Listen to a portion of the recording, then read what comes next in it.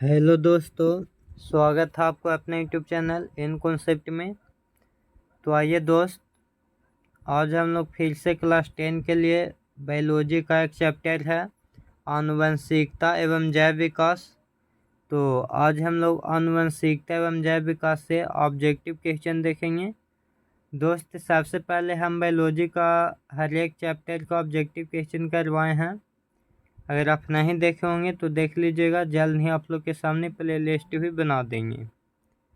तो देखिए, सबसे पहला क्वेश्चन आपको दिखाई दे रहा हो कि मेंडल ने अपने आनुवंशिकी प्रयोग हेतु किस पौधे का उपयोग किया था, अथवा मेंडल ने अपने प्रयोग में किस पौधे का चयन किया था।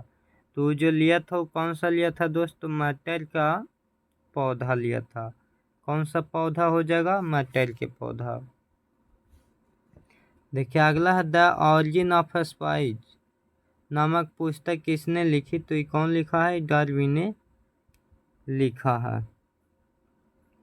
एक स्त्री में कौन सा लिंग गुणसूत्र मिलते हैं, अथवा स्त्रियों में लिंग गुणसूत्र का युग्मक होता है, अथवा निम्नलिखित में कौन स्त्रियों में पाए जाने वाले लिंग क्रोमोसोम है? तो देखिए, स्त्री में होता है एक्स एक्स और एक्स वाई होता है जो होता है पुरुष में। किस में हो जाएंगे? ये होता है पुरुष में और एक्स एक्स होता है स्त्री में। अगला कि मानव का उद्भव स्थान है उद्भव यानी विकास। तो मानव का उद्भव स्थान हुआ था अफ्रीका से। कहाँ से दोस्त? अफ्रीका से।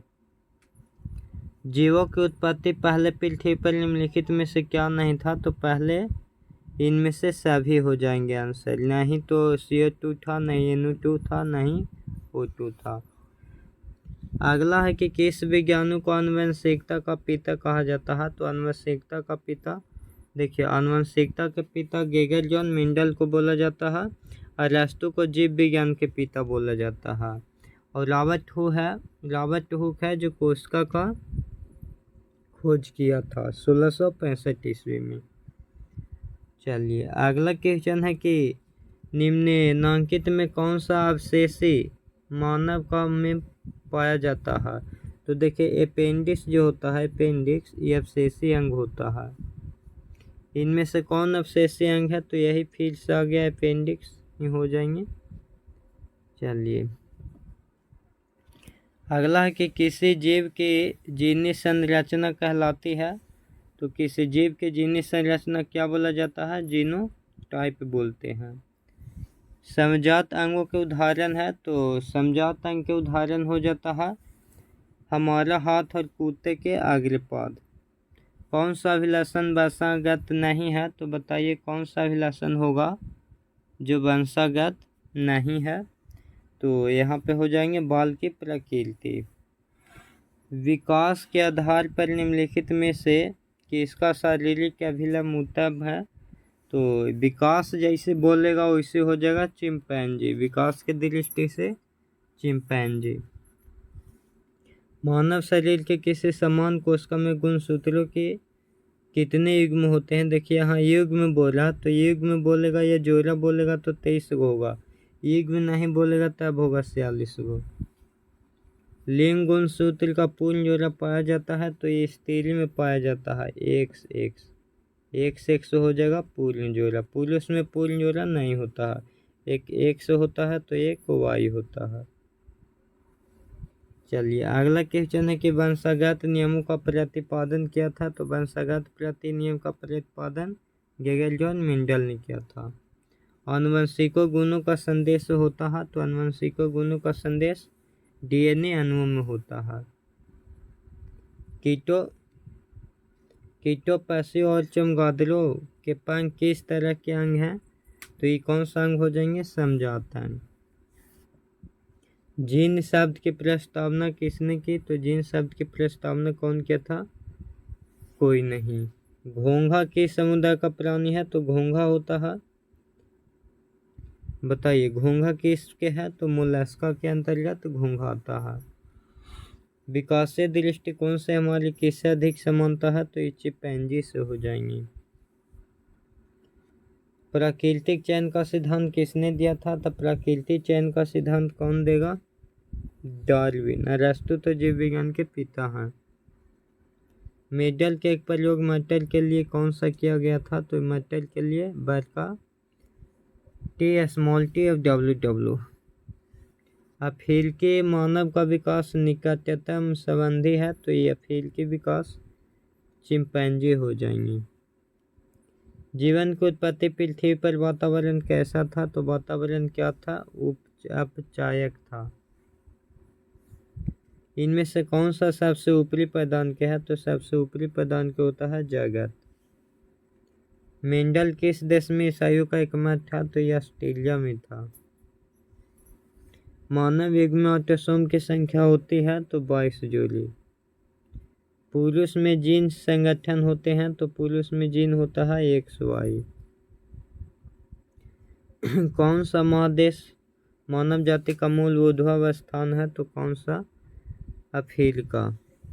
मेंडल के एक स्तरण मेप्टोपीढ़ी में टीटी होता है।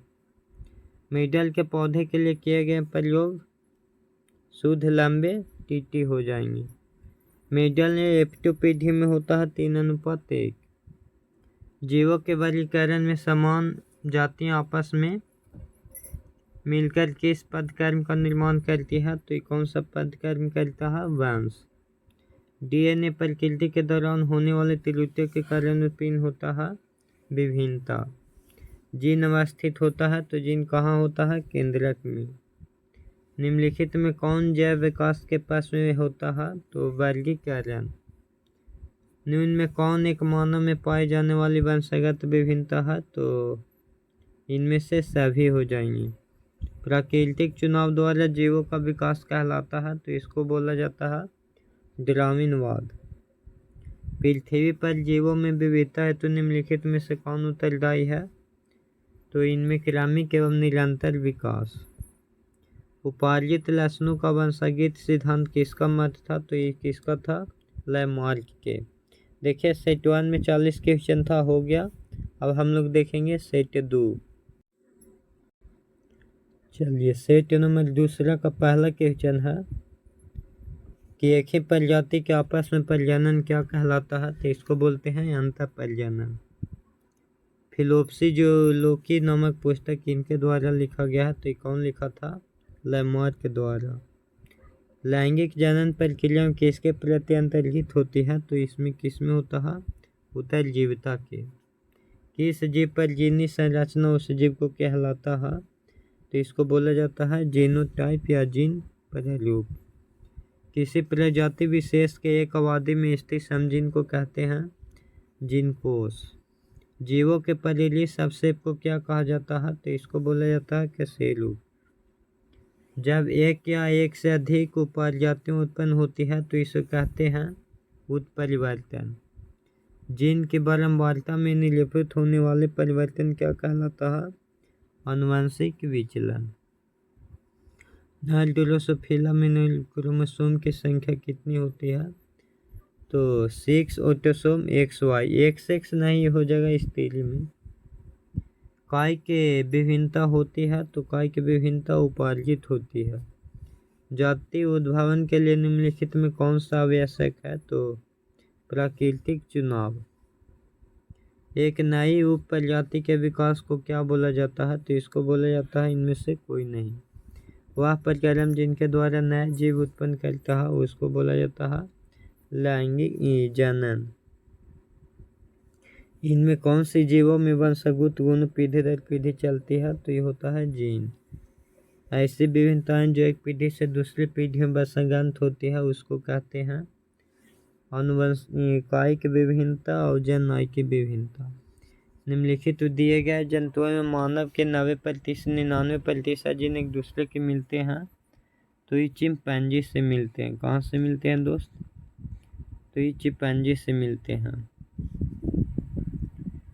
अगला है कि उपार्जित लक्षण वंशगत होते हैं, तो ये वैश्वान में। जीवों के मूल पैतृक गुण का एक पीढ़ी से दूसरी पीढ़ी में संचरण क्या कहलाता है? तो इसको बोलते हैं आनुवंशिकता। मेंडल ने अपने प्रयोग संकरण के लिए क्या किया था? पिसम अस्टाइवम। मानव एवं ड्रोसोफिला निम्नलिखित किस सिद्धांत पे होता है? तो ये हेटेरोगामिस का सिद्धांत। जीवों को डीएनए अनुक्रम के तुलनात्मक अध्ययन के पूर्वजों क्या है? आणविक जाति वृत्त। जैव विकास की व्याख्या के संबंध में किस बात को सर्वप्रथम वैज्ञानिक मान्यता मिली? तो डार्विनवाद। लैमार्कवाद का खंडन करने वाले जर्मन वैज्ञानिक जिन्होंने चूहे के पूंछ पर प्रयोग किया था कौन था? वाइसमान।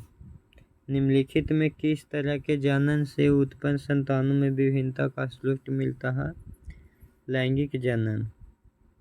वैसे अंग जो संरचना एवं उत्पत्ति में समान होते हैं, कार्य समान होते हैं, उसको क्या बोला जाता है? असमजात अंग। जनकों की उनके संतानों पीढ़ी दर पीढ़ी गुणकों के माध्यम से गुण संचरण करता है, उसको आनुवंशिकता बोलते हैं। मेंडल के द्विकरण संकरण प्रयोग F2 में क्या है? तो ये हो जाएंगे 9331। किसी भी व्यक्ति पूर्वज निवास जानने है तो क्या करेंगे? तो इसको इनमें से सभी। जीव विज्ञान की वह शाखा जिसके अंतर्गत जीवों को आनुवंशिकता एवं विभिन्नता का अध्ययन किया जाता है उसको कहते हैं, तो उसको बोला जाता है, क्या बोला जाता है जी? जीनेटिक्स बोला जाता है। वैसे अंग जो उद्भव के दृष्टिकोण से एक दूसरे से भिन्न होते हैं, असमजात अंग।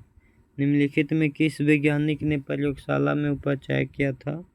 तो हेरोल्ड। वातावरण के प्रभाव भोजन के प्रकार में कायिक विभिन्नता। पादप जगत के पुष्पित पौधों का यह रूप किस प्रकार होता है? जैव विकास। संकर नस्ल की पीढ़ी में इनमें से सभी। प्रयोगता है डार्विनवाद। यदि एक लसन में 10% 60% तो दोनों लसन हो जाएंगे। नई प्रजाति में क्या होता है? हमेशा उत्पन्न नहीं होती है। जाति उद्भव की संभावना किसमें नहीं होती है? बी और सी दोनों में। पृथ्वी पर सर्वप्रथम जीवन की उत्पत्ति हुई थी लगभग 3.5 वर्ष पहले। और में से हो जाएंगे इनमें से सभी। चलिए, इसमें कुछ थोड़ा मन नहीं कर रहा था इसलिए सही ढंग से आपको नहीं बताए हैं, लेकिन आपको आंसर टिक कर दिए हैं, आप देख के लिख लीजिएगा, समझ जाइएगा। थोड़ा कुछ दिक्कत है अभी। चलिए, अगर ये आपको मन में होगा जो कीजिएगा, बढ़िया लगा होगा तो लाइक शेयर सब्सक्राइब कर लीजिएगा।